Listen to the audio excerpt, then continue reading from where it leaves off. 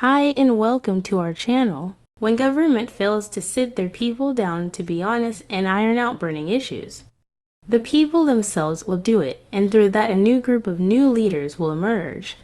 We are witnessing a shifting Africa, one that is about facing the painful truths and fixing the wrongs. For years, slur names for fellow black foreign nationals have been used very loosely, such as Makwerekwer and Greek Ombas. In small corners, people would say these things have been going on for years in many other African countries. Black-on-black hate and black-on-black violence were a direct result from systems that were meant to divide them and make the black man self-hate, which made it easy to divide him further through tribalism and nationalism. However, these slur words for foreign nationals were almost passed off as something new and originating from South Africans, only to find many other countries have been xenophobic towards other fellow Africans and giving them bad names. Only that they were very good at keeping their abusive history towards other Africans a secret when fingers get pointed. Honesty being so important when we want to find real peace and solutions to the problems we face. Saying I've done you wrong yesterday, today, or in the previous years opens room for true reconciliation. But sweeping issues under the carpet makes us forget. No one's perfect. Though trying on a daily to sort out issues can take us somewhere better and where we can live in harmony. I didn't know how Mozambicans and Zimbabweans had been xenophobic towards other Africans before until I saw these two clips of the gentleman that chose to expose these hidden secrets that so many today have forgotten even ever existed. We'd only heard people saying some countries have been hostile to fellow Africans before and have never apologized, but we had never heard the specific countries being named and those slur names being mentioned. After seeing these gentlemen exposing these names from these countries, I'm sure many other African countries also have them. It's just that their labeling has not yet been revealed. But let's watch these clips and I'll be back with the rest of my commentary. Most of countries are not fair when it comes to South Africa. You know, uthola umuntu wase Zimbabwe akhale aze akhiphe namafinyela emdidini akhalela ukuthi bambiza eGrigampa, while le ezimi abantu abaseZimbabwe bebabiza ama-foreigner ngemuvakure. Until today abafuni ukusi-explainela ukuthi what is the meaning of muvakure. But uthola umuntu akhala la, uthola umuntu waseZimbabwe akhale la eSouth Africa akhalela ukuthi bambiza ngeGrigampa. Nalaba abantu laba abaseMozambique mabala uthola umuntu acomplainela ukuthi bambiza ngekwerekwere bayamthuka. But le eMozambique le, if you are a foreigner bakubiza ngeshingondo. Namanje naba abafuna ukuexplain ukuthi what is the meaning of shingondo. But if babizwa ngamaGrigampa la, babizwa ngamakwerekwere la, they act like it's something new. Baqala ukuyibona la. Manje nazo izinja zaseGhana. Izinja zaseGhana bheka eGhana ukuthi yenza.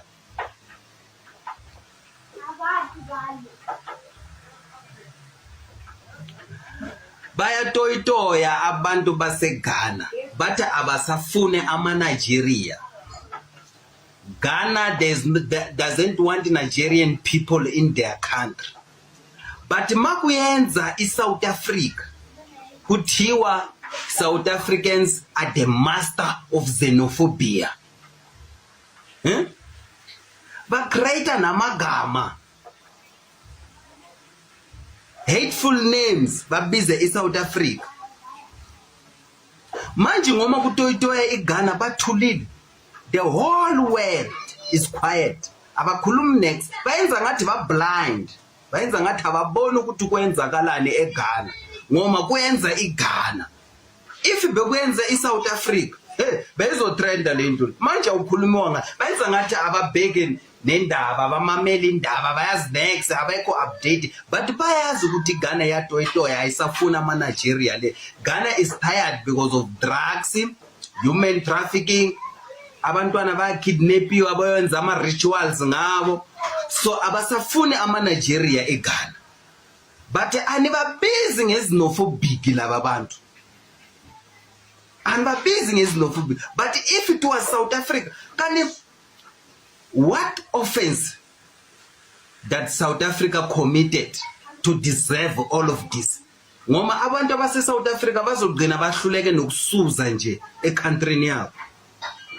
Ngoma if they try to fix their country zozwa wena basinofobik yini sihlala ngathi sitargete iSouth Africa, the whole world, umhlaba wonke ngathi utargete iSouth Africa, no Trump le eAmerica ungenela indaba zala eSouth Africa. Kanti madoda mana asikhulumeni asike sikhulumenyana ngale ndaba le kahle kahle bayenzeni abanye abantwana. Yini into abayenza kahle kahle lenza ukuthi ba deserve bona kumelanga bakhulume akumelanga bakhuluma once mina ngibona ngathi wonke lawa ama country lawa lawa hlala complaining in South Africa, instead of gaining knowledge or wisdom ngathi sigain ubulima nje sigain ubulima ngathi utsekele ukugaina iweight. And then automatically, let's be honest with each other. Whenever they say foreigners must go, we Zimbabweans, we are the one who start to speak against South African. Now we're going Norway. Malawans, you pass as if they're not here. Nigerians and Zimbabweans are two foreigners in South Africa which speak back to South Africans. And we have seen this in Zimbabwe. We used to have foreigners in Zimbabwe. Maybe you were young or you're not born yet. How Zimbabwe treated other foreigners. We used to give them names. Yeah, and Maganda, Mazanda, and then we make fun of the languages. It's a repetition of what happened to us, you understand? But as we are claiming that we are educated, why are we failing to use our education to solve the problem that we have today in our country? I always urge Zimbabweans with how we pray, how we're educated. Let's come and use those skills and energies and spirit to build our country for the sake of peace and to show the whole Africa that Zimbabwe can be a better country through us. Okay, right. When we are there, meaning that you want to say you don't see anything wrong that is on what is done by the doula. You don't see or view it as a negative move. For me, to be honest with you, I see the positivity out of a negative. I'm a one man who always sit down and look for solution, not for problems. I am one man who sees how can we solve the problem, not how can we marinate the problem and to look like it's okay. You understand? Mm-hmm. By saying that foreigners should be continuously be hiding and seeking South Africa, we are putting our children at risk because they don't have the future. That's being honest. And most of these foreigners who are working here tirelessly, they are being exploited. At an age of 50, like your age, when they go back to Zimbabwe, they're nothing. They're sick. They don't have medical aid. They are going to hospitals that there are no chairs, there are no beds. If you're sick today, and then the whole these some Zimbabweans, if you're sick today, you know what they say? Let's take him home. You understand? You know where they're taking you to that hospital that you were saying is for the 10 million. You understand? And automatically when you're in the bus, you really automatically know that you are going to die because they're sending you to the hospital that we did not discuss. How can we maintain our hospitals? You understand? That's my worry. I'm worried that we can't carry on breeding doctors, nurses, builders, and then we export them to other countries, and we live with no schools in our countries.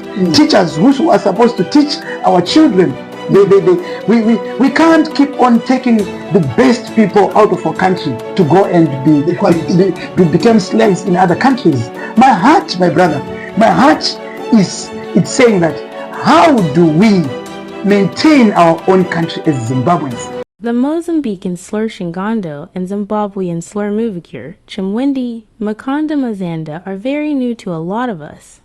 We don't know what they mean. Maybe Mozambiquans and Zimbabweans would one day explain why they labeled their fellow brothers those names. Mac and the Greek Omba I know of, but still don't understand the meaning of it. Knowing South Africans, you'd find if they were to go back, they'd say it originated from somebody who came up asking for direction or something from a fellow brother, only to find them responding in a different language. Getting back in the car to give feedback that they couldn't get help from that brother as there was a language barrier, not hearing what the foreigner was saying. Bumping into those people again, they'd say, don't bother asking them by Korzia Lava Bongama Korek or from other countries. Not someone who can respond in a local language, because that's how things and labels often start in SA, like a nickname, not coming from a vile place unless others would explain differently, but one seen as offensive refrain from using it. As you would find not many South Africans calling foreigners nationals such names in a warm, friendly setup. However, these names originated needs to be researched. But not putting shame and secrecy on them would help get us closer to not fearing conversations we need to have as Africans, because some people are filled with anger and hatred, while others are just ignorant and not willing to give the next person an ear. While many are loving and concerned by the rise in tensions, not giving the necessary attention by officials that could help ease things up. As Africans, we have serious, deep internal issues we all need to face and deal with. Dealing with those issues would make us a better team in the families we come from, communities, cities, countries, and finally in our own continent. A lot of us didn't know in this day and age there are people despising and unliving each other for being from a different tribe. That's ignorant and barbaric, just as name-calling is ignorant and barbaric. Hiding things instead of working them out will always leave a bad taste in our mouths, because it's hard to respect liars or people who keep dark secrets when they need to be called out and resolved. We have always said South Africans are too kind to be xenophobic. Yes, they can be very violent when they feel taken for granted. For years, fellow Africans have lived in peace on South African soil, hence the influx. As it's the influx that opened doors for even the evil elements to creep in, feel so welcome and so at home that they worst sides started to come out. Instead of us calling each other out to protect our most vulnerable, which are the defenseless children who are constantly being snatched, after being found missing, finding their bodies mutilated, all because we can't come together to say what's wrong is wrong and witchcraft shouldn't be protected under the umbrella of labeling South Africans as xenophobic. When they bleed for each child that comes up cheated at a chance to life.